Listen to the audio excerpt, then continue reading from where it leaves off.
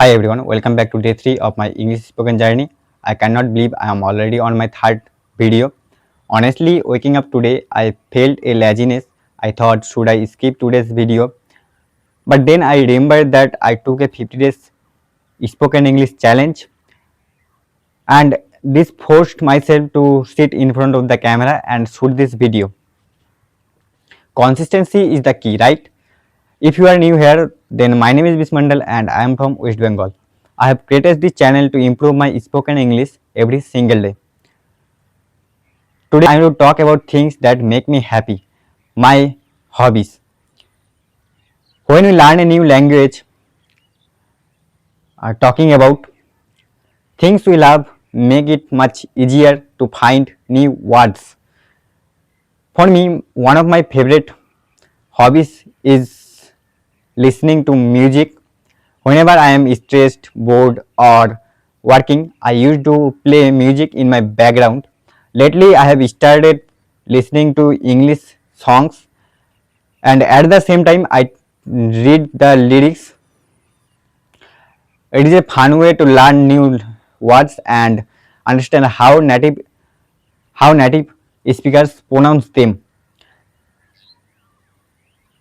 If do you listen to English songs? If yes, then who is your favorite singer? Let me know.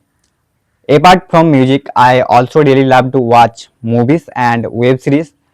In my past, I used to watch everything with subtitles in my native language, but from this month I made a new rule for myself.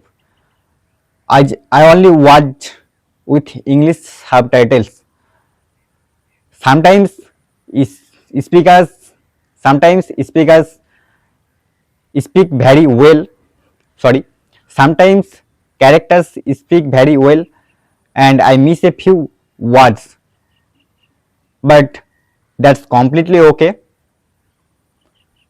I don't pause the video every time. I just try to understand the general story.